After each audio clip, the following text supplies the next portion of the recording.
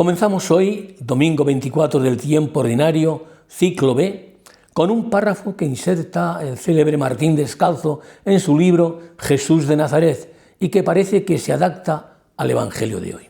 Dice así: si uno saliera hoy a las calles de cualquiera de las ciudades que se atreven a llamarse cristianas y preguntase a los transeúntes ¿qué saben de Cristo?, recibiría una respuesta más bien desoladora.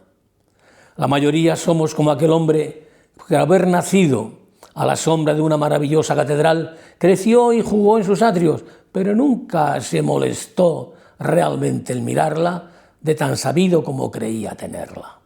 Por eso seguramente muchos contestarían: ¿Cristo? Ah, sí, sabemos que nació en Belén, que al final lo mataron, que dicen que era Dios. Y a pesar de eso, Él sigue siendo la gran pregunta. La gran pregunta que todo hombre debe plantearse, aun cuando sepa que toda respuesta se quedará a medio camino.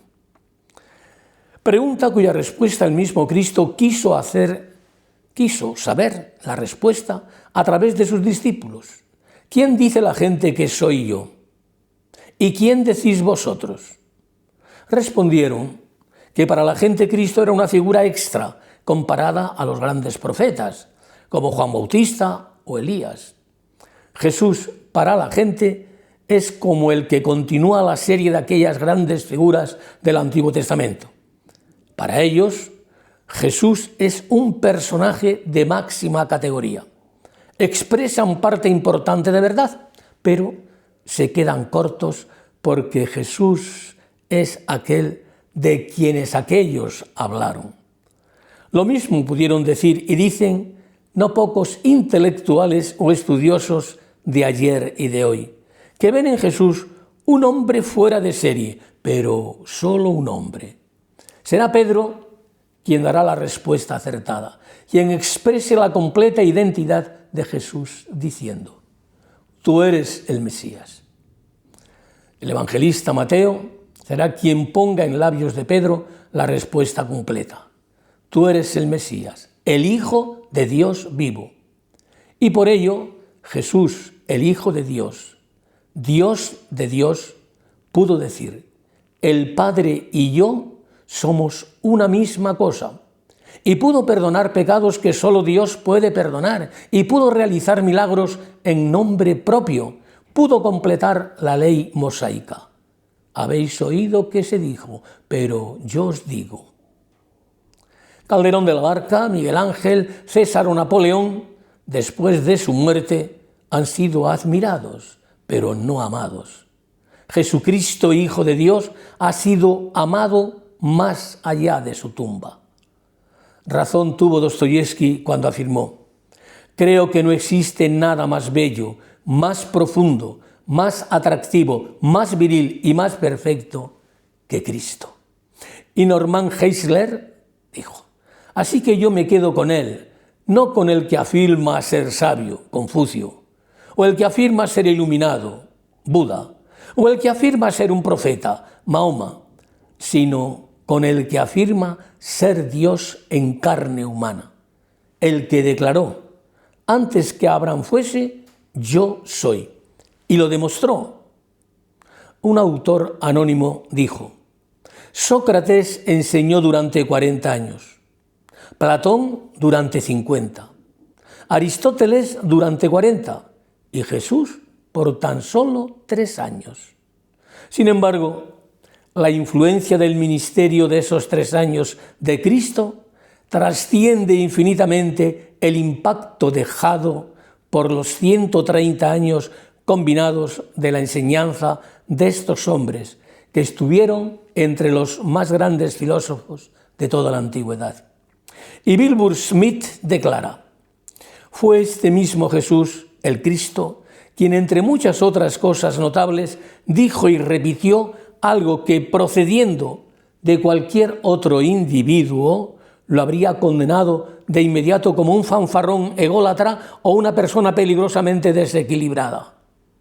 Cuando dijo que él mismo resucitaría entre los muertos al tercer día después de ser crucificado, dijo algo que solo un tonto se atreve a decir si esperaba una mayor devoción de cualquier discípulo, a menos que estuviera seguro de que iba a resucitar. Ningún fundador de ninguna religión del mundo conocido por los hombres se atrevió a decir algo así. Ahora bien, quizás nos resulten difíciles de entender, como difíciles de aceptar y entender le resultaron a Pedro las palabras de la segunda parte del Evangelio de hoy. Y empezó a instruirlos diciéndoles: el Hijo del Hombre tiene que padecer mucho, ser reprobado, ser ejecutado y resucitar a los 3 días.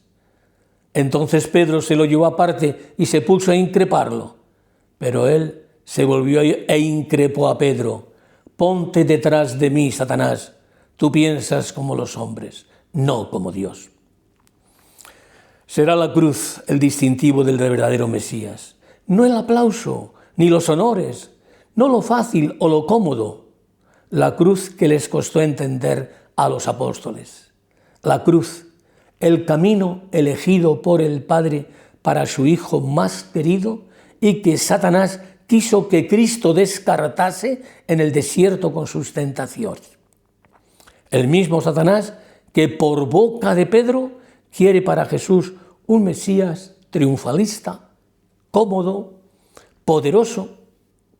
La cruz que Jesús nos exige a los suyos como presupuesto clave para seguirle de verdad. El que quiera venirse conmigo, que se niegue a sí mismo, que cargue con su cruz y me siga. Solo los santos entienden y buscan el camino de la cruz. Solo ellos la eligen como el mejor modo de identificarnos con Cristo, como el mejor camino de salvación. En Balazar, Portugal, nació la mística Beata Alexandrina da Costa, 1904-1955, quien quedó paralítica al arrojarse por una ventana alta cuando tenía 14 años para no ser violada por 3 asaltantes, para proteger su pureza. Saltó de una ventana muy alta. El daño sufrido la dejó paralizada. Desde 1925 no se levantó de la cama. Pasó 30 años inmóvil con tremendos dolores que ofrecía por la salvación de las almas y como reparación de las ofensas cometidas contra Jesús en la Eucaristía. Los 13 últimos años solo se alimentó de la Sagrada Comunión. También en Balazar, un siglo antes de nacer Alexandrina, apareció una extraña cruz en la tierra de color más blanco que el resto de la tierra. Enseguida tuvo noticia el arzobispo.